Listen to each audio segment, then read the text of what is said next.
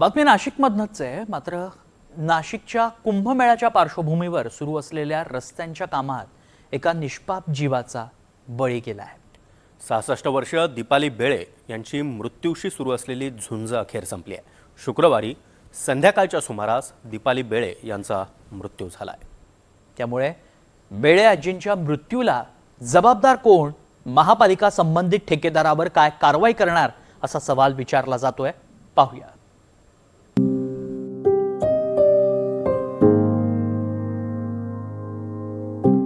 एकोणचाळीस दिवसापासून सुरू असलेली मृत्यूसोबतची झुंज अखेर अपयशी ठरली.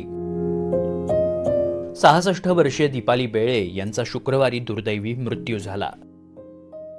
रस्त्यावरील एक खड्डा चुकीच्या पद्धतीनं बुजवल्यानं 43 वर्षांचा सुखाचा संसार उद्ध्वस्त केलाय.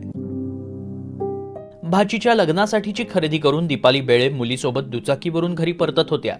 दिंडोरी रोडवरच्या तारवाला नगर सिग्नल जवळ पाईपलाईन टाकल्यावर खड्डा बुजवण्यात आला होता. पण तो असा बुजवला गेला की त्यावरून दुचाकीचा तोल जाऊन दीपाली बेळे रस्त्यावर पडल्या. त्यावेळी त्यांच्या डोक्याला गंभीर दुखापत झाली आणि त्या कोमात गेल्या. डॉक्टरांनी शर्थीचे प्रयत्न केले. पती दिलीप बेळे यांनी आपली सगळी पुंजी बायकोसाठी खर्ची केली. दिवसभर आयसीयू बाहेर बसायचं, रात्री घरी परतायचं, मोबाईलमध्ये पत्नीचे फोटो पाहत बसायचं. सकाळी घराला कुलूप लावून रुग्णालयात धाव घ्यायची. आस एवढीच की पत्नी कोमातून बाहेर येईल आणि एक हाक देईल. तब्बल 39 दिवस खरं तर त्या कोमामध्ये होत्या आणि अखेर काल सायंकाळी जर बघितलं तर त्यांची मृत्यूशी झुंज जी आहे ती अपयशी ठरलेली आहेत.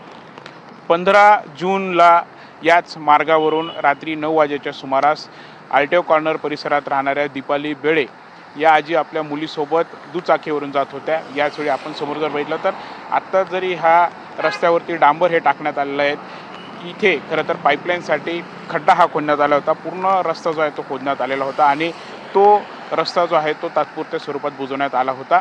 आणि इथूनच खरं तर बेळे यांची दुचाकी जी आहे ती उधळली होती आणि त्यावरून त्या तोल जाऊन खाली या पडलेल्या होत्या. मग आता आमचं 43 वर्षाचा आमचा संसार आहे.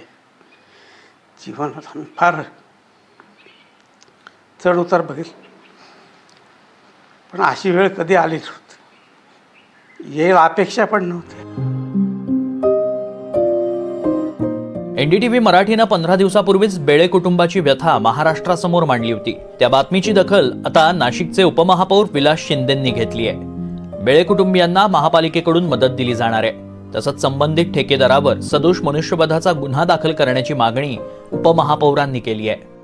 ही जी काल बेळेताईंची जी घटना घडलेली आहे, प्रवीण जाधव आमचे नगरसेवक त्या ठिकाणी आहेत, त्याचा ते पाठपुरावा करतायत. आणि आमची प्रशासनाला सांगणं असेल, मागणी असेल की ज्यांच्यामुळे हे अपघात होत आहे, निष्पाप नागरिकांचे बळी जात आहे, त्यांच्यावरती मनुष्यवधाचा गुन्हा हा दाखल झाला पाहिजे. तो कुठलाही कॉन्ट्रॅक्टर असू द्या आणि संबंधित जे काही अधिकारी आहेत याच्यावरती ह्या प्रकल्पावरती देखरेख करणारे अधिकारी यांना मनपा प्रशासन प्रमुख आयुक्त म्हणून यांनी त्यांना जाब विचारला पाहिजे. आणि आम्ही तर विचारणार आहोत. आणि ज्या बेळेताईंच्या बाबतीत झालं ते नक्कीच प्रशासन त्याची दखल घेऊन आम्ही त्याचा पाठपुरावा करून महानगरपालिकेला जसं प्रभाग क्रमांक 9 मध्ये ही मदत दिली गेलेली आहे तसंच संबंधित सगळ्या निष्पाप जे काही अपघातामुळे बळी गेलेले आहे त्यांना महानगरपालिकेने प्रशासनाने त्या ठिकाणी पाठपुरावा करून त्यांना मदत करावी अशी आम्ही सूचना करत आहोत. आता कारवाई होईलही. कदाचित संबंधित ठेकेदाराकडून दंडही आकारला जाईल. पण बेळेंचा 43 वर्षांचा सुखी संसार उद्ध्वस्त झाला. ठेकेदाराच्या निष्काळजीपणाची किंमत बेळे कुटुंबाला मोजावी लागली. त्याचं काय? याचं उत्तर महापालिका देणार का, असा प्रश्न नाशिककर विचारतायत.